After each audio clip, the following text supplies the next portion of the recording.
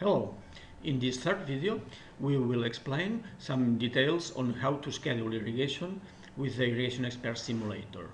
Previously we have defined a virtual crop to irrigate, and now we are going to specify how to specifically program the schedules for this virtual crop. Here we are in the screen of schedule, the schedule section that we can access through the menu bar, through the icon schedule.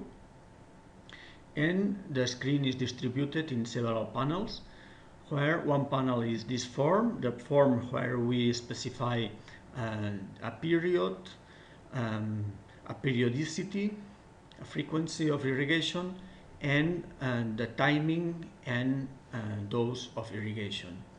We have another panel where we have some support information on specific details, like the rain until today, the day we are starting to irrigate. For example, the evapotranspiration, reference evapotranspiration, some reference curve of the crop coefficient, etc. And to start programming irrigation, we have different options regarding the units of the dose we are going to input. For example, we can input the data as a duration of irrigation in minutes. We can also specify as a volume, cubic meters, or as we recommend is to specify the doses as millimeters, which is practical because it will be the same units as evapotranspiration and rain. So to start specifying, we specify the period. For example, a period of 1 week, starting the 18th of March until the 24th of March. And for example, on a weekly basis, every day of the week, or alternate days, as we prefer. And also we specify the timing of the day and the amount of water to deliver. For example, 3 millimeter. Even we could specify more than one irrigation event per day. We could split irrigation, for example, into two events, creating a new dose. So one irrigation at 8 o'clock and another, for example, at 15 o'clock in the afternoon, 1 millimeter each, for example, and save the program. But there are other options, like we could also specify the periodicity as a periodic event.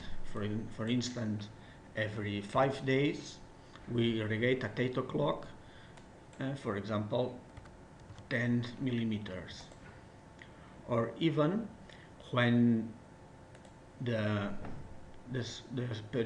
availability of water in the plot is more or less complex, is something difficult to expect. If a given day there would be availability of water supply into the plot, we can specify how much to irrigate per day.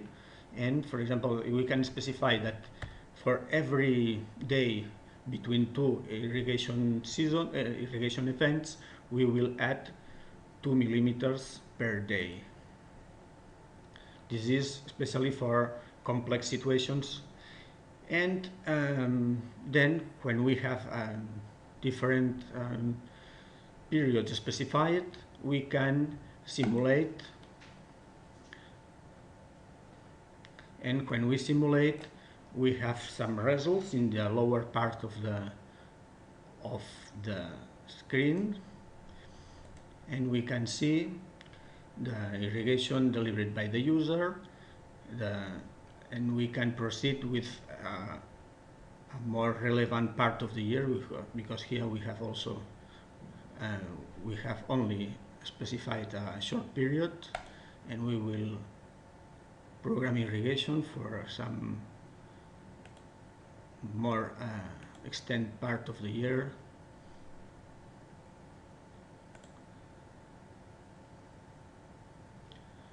And for example, 4 millimeters.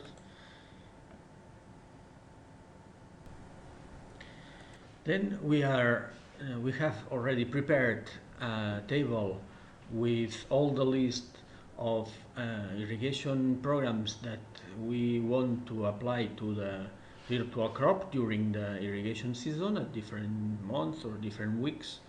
During that period, we are irrigating a given dose at a specified frequency. And now, at any moment, we can simulate all this list of irrigation schedules. Now, during this time, the simulator is irrigating the virtual crop and producing several output data. Within this output data, there is, for example, the daily irrigation, and we can see there is the irrigation schedules that we have applied. Here are in blue color in this figure, and there is also a black line, which is the recommended schedules by an expert representing all the knowledge which is behind the database of the irrigation expert simulator. So we can compare what we are doing, how we are irrigating, compared with the recommendation by this expert. Besides the applied irrigation, we can also see the water content in the soil, the simulated drainage. The drainage is the water which is being leaked through the soil, and different variables. All more details on this output data can be closely analyzed in the results section, which we will not explain in this video, but there will be other resources explaining specifically the results, how to interpret the results. Also, we want to remind you that in the help section you can find a manual with many details explaining all the different options of input data, the interpretation of the output, and also there is a frequently asked questions section and a glossary explaining the main terminology used in this platform. Also, we want to remark that there is a possibility to send us feedback, for example, your comments, your suggestions of improvement, and which you can access through this button.